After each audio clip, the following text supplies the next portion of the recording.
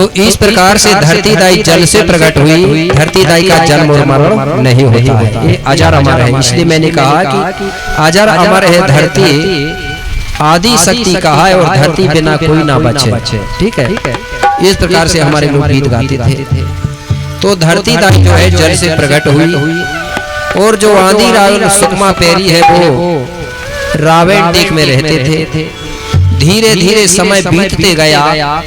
कुछ दिनों के बाद में एक दिन आंधी रावण सुकमा पैरी से कहने लगा, बोले हम बहुत दिन हो गए बोले यहाँ रहते रहते, अब बोले जो पानी है वो समुद्र नदियों से बहने लगा, अब हम लोग पैदल बोले अपने माता पिता के पास जा सकते हैं। कहाँ? अमरकोट का टीला।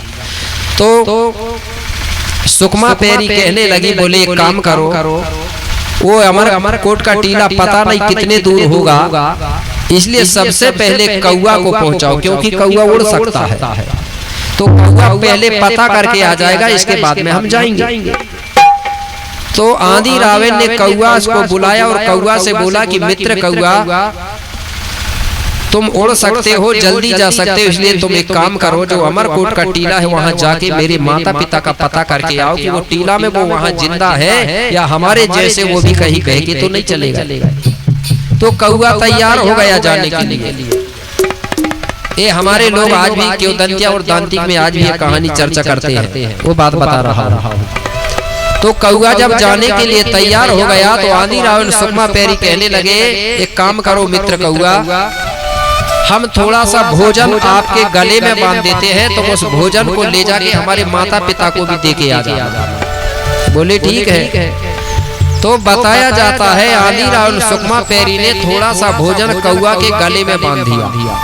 अब कौआ उस भोजन को लेकर के वहां से उड़ा और उड़ते उड़ते चला और अमरकोट का टीला पहुंचा। तो अमरकोट के टीला में सल्ला गांगरा रहते थे, वो सराई पेड़ के नीचे। उस समय हम लोग घर मकान बनाना नहीं जानते थे, पेड़ों के नीचे रहते थे। कौआ पहुंचा उड़ते उड़ते, वो सराई के पेड़ में जाके बैठ गया और पेड़ के नीचे देखा तो सल्ला गांगरा वहां कौआ को नहीं मिली।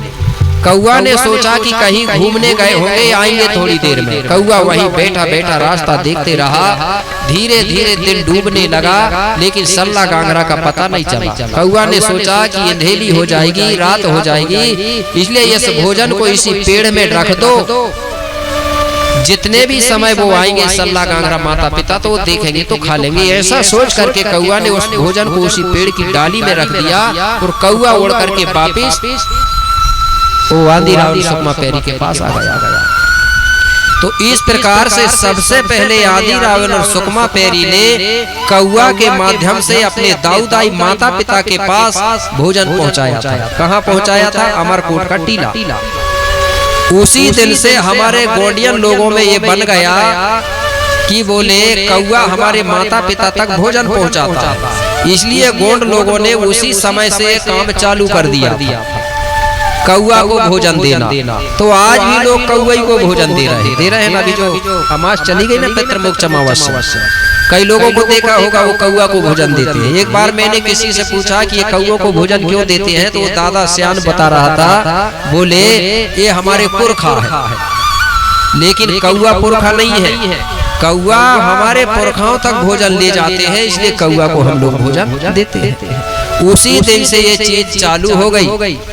आज भी हम लोग इस चीज को मानते हैं ना, कुछ लोग मानते हैं कि नहीं मानते, लेकिन जानते हैं क्या ये चीज कहाँ से चालू हुई? ये नहीं जानते थे। तो ये यहीं से चालू हुआ है। जो गोंडी धर्म को मानने वाला आदमी है वही ये काम करता है। अगर वो दूसरे भी समाज का है तो समझ जाओ वो गोंडी धर्म को ही मान रहा है आज कहीं ना कहीं। ठीक है ना? क्योंकि ये गोंडी गाथा में, गोंडी इतिहास में चीज बताया गया है कि उसी समय से हम लोग कौआ को भोजन देना चालू किए हैं, तो वो हमारे पुरखाओं को भोजन ले जाता। इस प्रकार से कौआ ने ले गया। अब धीरे धीरे समय बीतते गया। एक दिन आंधी रावण सुकमा पैरी कहने लगे, काम करो अब पैदल जा सकते हैं, अब तो पानी की कोई समस्या नहीं है, नदी नालों से पानी बहने लगा, समतल जमीन हो गई। तो बोले ठीक है। एक दिन दोनों आंधी रावण सुकमा पैरी अपने माता पिता से मिलने के लिए अमरकोट के टीला की तरफ प्रस्थान हो गए। अब दोनों चलते चलते अमरकोट के टीला पहुंचे। जहाँ पर सल्ला गांगरा का रहने का स्थान था, सराई पेड़, उस पेड़ के नीचे देखते हैं दूर से तो सल्ला गांगरा तो वहाँ नहीं दिखे, लेकिन उस पेड़ के नीचे एक पक्षी का जोड़ा खड़ा हुआ था, जिसको पेनवासी कंगाली जी ने लिखा है शिंगामाली पक्षी। वो पक्षी का जोड़ा खड़ा था नर मादा के रूप में। क्या खड़ा था? पक्षी।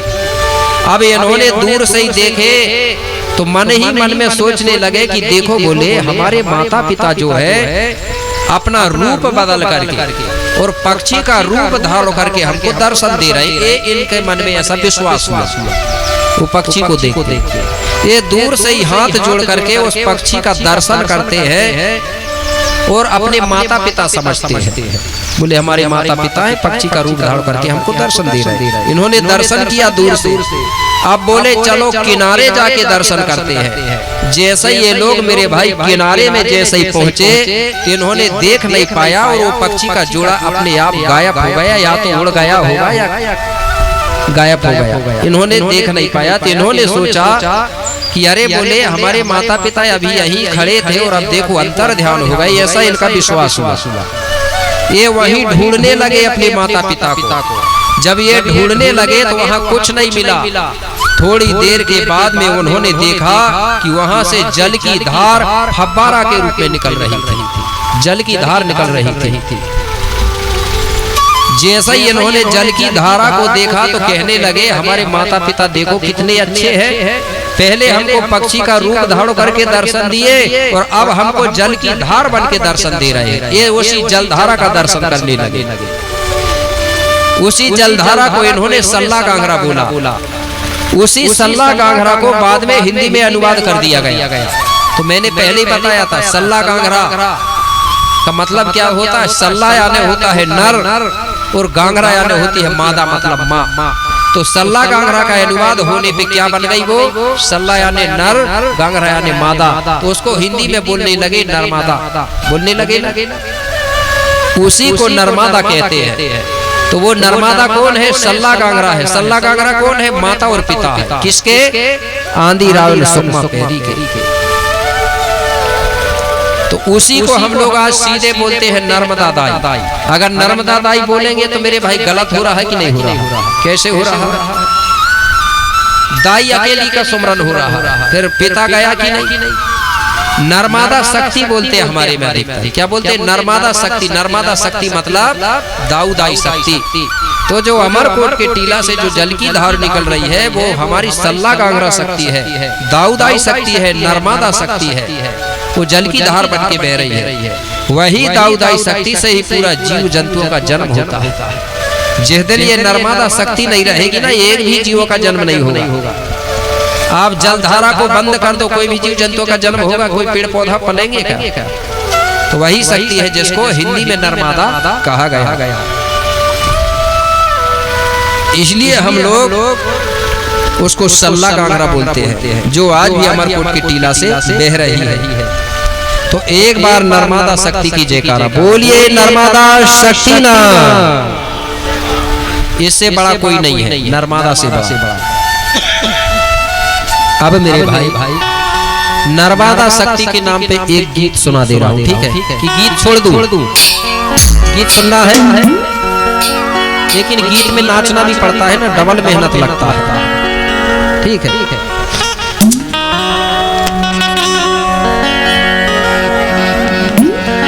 और जिसने नर्मदा की सेवा कर लिया ना, माता पिता की सेवा, तो समझ जाओ उससे बड़ा कोई संत नहीं माना जाता। कैसे?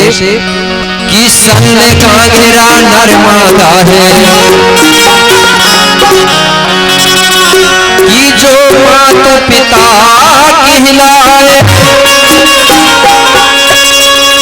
और माता पिता की सेवा से कि जीवन सफल हो जाए। कैसे? अमरकोट से चली नर्मदा,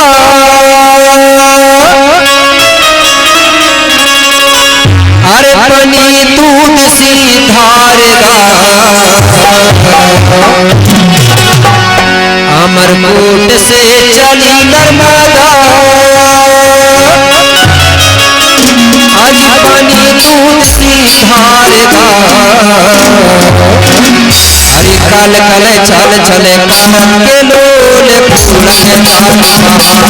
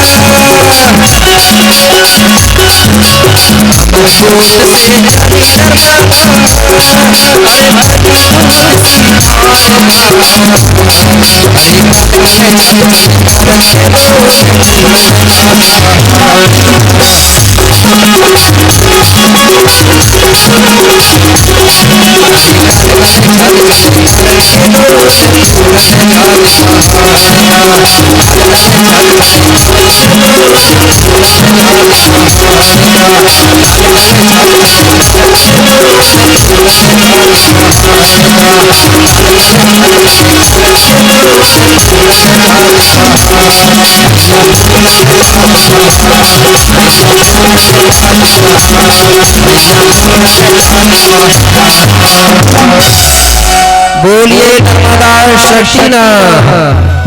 इस प्रकार से वो नर्मदा शक्ति है, सल्ला गांगरा शक्ति आज भी अमरकोट के टीला से जल की धार बन के बह रहे हैं।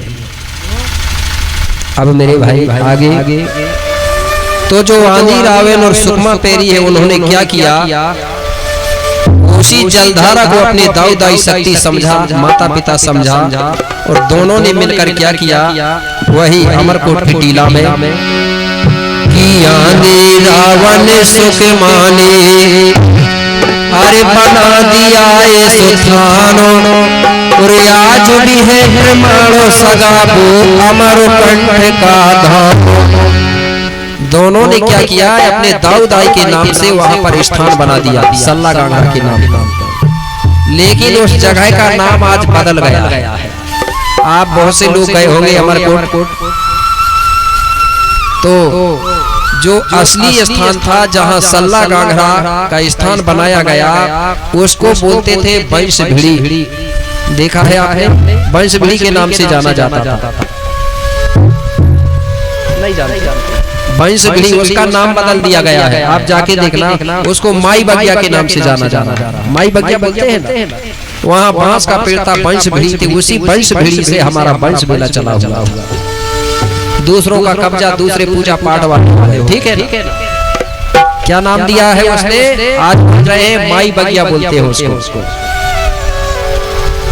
ठीक है। तो मेरे भाई वही स्थान उन्होंने अपने माता पिता दाऊदाई के नाम पे बना दिया। तो मेरे भाई वहीं से हमारा वंश मेला चला हुआ था, वहीं से हमारा वंश मेला का विस्तार हुआ। वहां बताया जाता है बांस का पेड़ था, वहीं पर हमारे लोग बांस को पूजनी मानते थे कि बंशभिड़ी से हमारा वंश मेला चला। इसलिए आज भी पुराने लोग बोलते थे, हमारे सियाने दाई दाऊ बोलते थे, लेकिन आज हम लोग भूल गए, इसलिए उस चीज को मानते नहीं है। बांस की लकड़ी को नहीं जलाते थे लोग, बांस की लकड़ी नहीं जलाते थे। क्यों नहीं जलाते थे? जो हमारे सियानी दाई है, हमारे पुरखा बताते थे कि बोले बांस की लकड़ी जलाने से हमारी वंश बेला कमजोर होती है, क्योंकि बांस लकड़ी से, वंश बेली से हमारा वंश बेला चला है। इसलिए जब भी कोई काम होता था तो हमारी संस्कृति में बांस पूजनी होती थी। आज जैसे झंडे लगे हैं ना, ध्वजा लगे हैं, इसमें लकड़ी काहे की लगाए हैं हम लोगों ने, बांस की। गांव में खेरों खूंट में जब पूजा पाठ होती है तो झंडी ध्वजा लगाते हैं, तो किसकी लकड़ी लगाते हैं वहाँ, बांस की।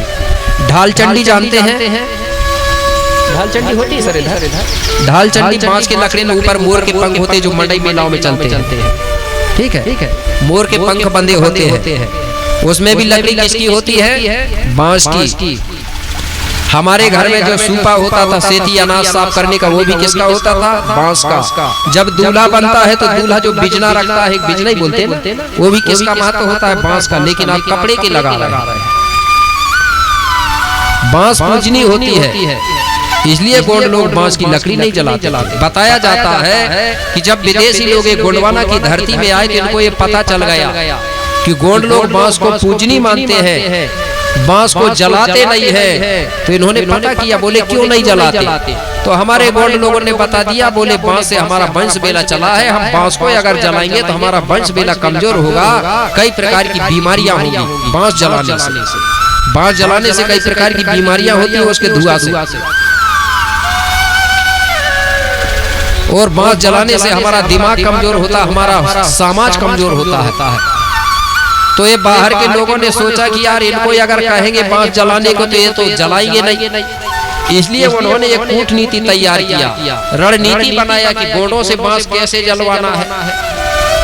डायरेक्ट कहेंगे तो ये तो जलाने वाले नहीं है, तो उन्होंने एक रणनीति तैयार किया। बोले ये पूजा पाठ तो करता ही है, गोंगो करते ही है। उन्होंने मेरे भाई हमारे देश में अगरबत्ती निर्माण करवाना चालू किया, और अगरबत्ती में ऐसे केमिकल डाला जिससे सुगंध हो, और गोंड लोग वो सुगंध के चक्कर में, सेंट के चक्कर में समझ ना पाए और लकड़ी जलाते रहे और खुद बर्बाद होते रहे। तो अगरबत्ती में किसकी लकड़ी डाला उन्होंने? अब हम लोग वो नहीं समझ रहे, हम तो अगरबत्ती समझ के जला रहे ना, और कह रहे कि इसकी अगरबत्ती जलाने से बूढ़ा देव प्रसन्न होगा, बड़ा देव प्रसन्न होगा। होगा क्या? अगर बूढ़ा देव बड़ा देव प्रसन्न होता तो वो बेचने वाला तुमको देता क्या वो चीज? वो खुद ही जलाता। तो हमारे में बांस की लकड़ी निषेध है, अगर जलाना है तो बिना बांस की लकड़ी का जला सकते हैं। धूप बत्ती मिलती है, ठीक है ना? धूप वाली मिलती है कि नहीं? या फिर हमारे में रार लोभान गूगल का महत्व है, इसलिए हमारे पुरखा ये चीज जलाते नहीं थे। आपको बुरा ना लगे क्योंकि आपकी तरफ जलाते होंगे। हमने तो जब से जाना जब से छोड़ दिया, ठीक है ना? इसलिए लकड़ी का प्रयोग नहीं करते। ये हमारी संस्कृति में निषेध माना जाता है। अगर शौक है जलाने का तो बिना लकड़ी वाली मिलती होगी, ठीक है ना? वो जला सकते, धूप बत्ती। वो नहीं भी जलाए तो कोई बात नहीं, हमारे में राल लोभान गूगल का धूप ही श्रेष्ठ है, प्राकृतिक गाद। तो वहां पर से हमारा वंश बेला चला। तो जब वंश बेला चला तो किसका वंश बेला चल रहा है? सल्ला गाघरा से आदि रावल सुकमा पेरी हुए, सुकमा पेरी से फिर धीरे धीरे आगे वंश बेला चलता है। तो आगे वंश बेला कैसे चला वो बात मैं आपको कल बताऊंगा, ठीक है? लेकिन हुआ क्या, वंश बेला तो चलते गया, लेकिन कुछ दिनों के बाद में जो धरती है धीरे धीरे बीच से दो टुकड़ा हो गई। पूरा विदर्भ को है ना, पूरा बीच से ऐसा टुकड़ा हो गई। आधा भाग इधर को चला गया, आधा भाग इधर को चला गया, बीच से बहुत बड़ा समुद्र निकल गया। तो जो बीच से जो समुद्र निकला वो समुद्र को आज टेथिस सागर के नाम से जाना जाता है, टेथिस सागर। और जो उत्तर का जो टुकड़ा है उसको अंगारा लैंड या अंडोदीप नाम दिया गया, और जो टेथिस सागर के दक्षिण का जो टुकड़ा है इसको गंडोदीप और गोंडवाना का नाम दिया गया। हो गए ना दोनों अलग अलग। तो जो उत्तर का टुकड़ा है वो टुकड़ा जो है धीरे धीरे कुछ दिनों में वो 4 भागों में विभाजित हो गया, और दक्षिण का जो टुकड़ा है वो 5 भागों में विभाजित हो गया। तो 4 खंड धरती को अंगारा लैंड कहा जाता है, और 5 खंड धरती को गोंडवाना लैंड कहा जाता है। इसका गोंडवाना नाम कैसे पड़ा? हमारी संस्कृति में अगर कोई भी चीज को गिनते हैं 1 2 3 4 5, तो 5 चीजों को समूह को गंडा बोलते थे। एक गंडा हो गया, तेंदु पत्ता टूटते होंगे उस समय पता चलता है, बोलते हैं ना। तो उस समय गोंडी चलती थी, तो गोंडी में 5 समूह को गंडा कहते हैं। जैसे गोंडी में गिनती पड़ते हैं उन्दी, रंड, मूंद, नालू, सयूं, तो उसको गंडा बोलते हैं। तो 5 ही खंड जो धरती है उसको गंडा नाम दिया गया। गंडा से ही गोंडवाना लैंड पड़ा। गोंडवाना लैंड मतलब गोंडवाना देश।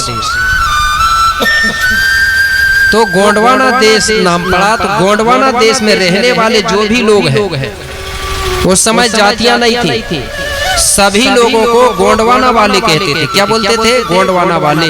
और अंगारा लैंड में रहने वालों को अंगारा वाले कहते थे। तो गोंडवाना में रहने वाले लोग जो है उनको आज 3 भागों में बांट दिया गया, जिनको SC ST OBC कहा जाता है। ये मूलवंशी लोग हैं भारत, ठीक है ना? इनको बांट दिया गया।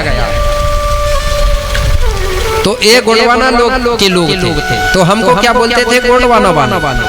और अंगारा लैंड वालों को अंगारा लैंड वाले। तो गोंडवाना लैंड में जो लोग रहते थे उन सबका एक राजा होता था, और अंगारा लैंड वाले लोगों का भी एक राजा होता था। तो गोंडवाना लैंड का जो राजा होता था उसको शंभू नाम से जाना जाता था। क्या नाम से जानते थे? शंभू। और अंगारा लैंड की भी बता दूं, अंगारा लैंड का जो राजा होता था उसको इंद्र बोलते थे। ये नाम नहीं है, ये पद है, ठीक है। इंद्र एक ही इंद्र नहीं हुआ, कई इंद्र हुए। और शंभु भी एक ही नहीं हुआ है, कई शंभु हुए हैं, मतलब 88 शंभु हुए हैं।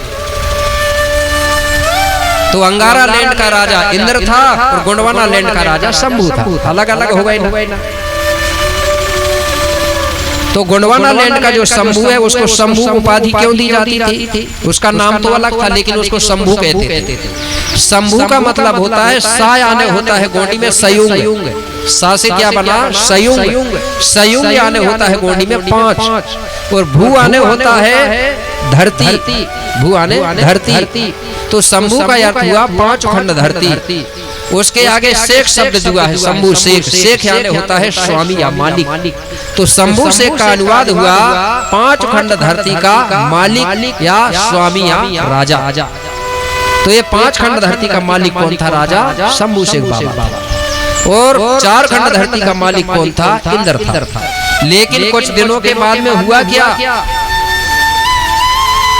जो अंगारा लैंड का जो राजा है इंद्र, और उसकी कुछ प्रजा है, वो 33 सागर पार करके गोंडवाना की धरती में आ गए।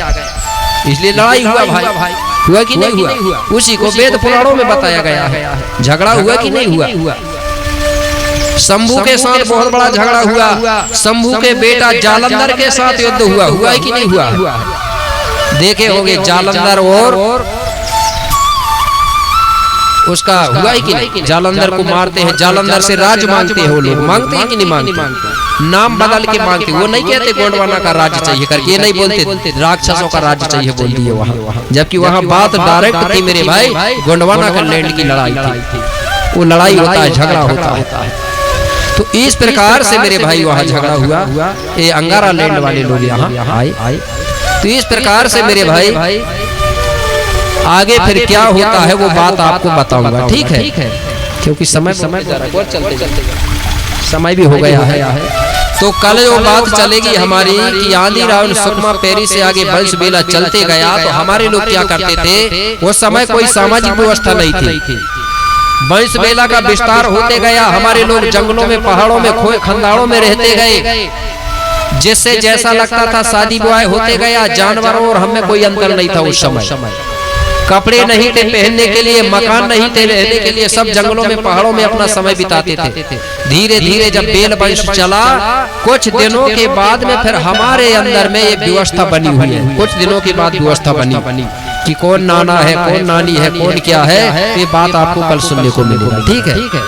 तो सबसे पहले आपको हमारे जो व्यवस्था बनाने वाले हैं गुरु कुपार की जन्म गाथा सुना हुआ, ठीक है ना? और जन्म जब होता है हमारे गोंडों में, तो कैसे जन्म संस्कार करते हैं वो बात भी सुनने को मिलेगी। तो सभी लोग डायरी पेन लेके आएंगे तो अच्छा रहेगा, नोट भी करते जाएंगे, ठीक है? और कोई बात समझ भी नहीं आएगी तो आप लोग उसको भी पूछ सकते हैं। यहाँ डायरेक्ट नहीं पूछ सकते तो हमारे पोते जी से या कोई भी समिति के लोगों से, तो उस चीज को भी अपन लोग अलग से बता देंगे, ठीक है ना? हाँ। तो समय हो चुका है। कल की मुख्य गाथा रहेगी गुरु कुपार लिंगों की जन्म गाथा। इसके बाद में हम सुमरनी करेंगे, ठीक है?